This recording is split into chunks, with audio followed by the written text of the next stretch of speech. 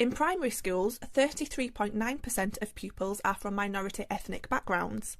And in secondary schools, 32.3% of pupils are from minority ethnic backgrounds. Now, what does minority ethnic background mean, I hear you ask? Well, this means any child from any other background other than white British. So at present, around a third of school children in England are not British. They're an ethnic group other than British. You may be thinking to yourself, well, why does that matter? Well, these statistics reveal the continuation of a trend. Here are the figures from the last 11 years.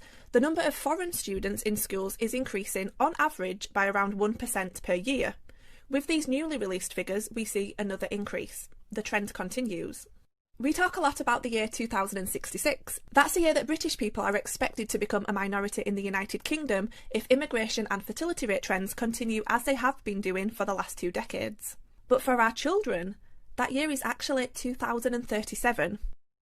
If things stay the same as they are now, as they have been for the last 2+ decades, then by the year 2037, British children will be less than half of the population in state schools in England.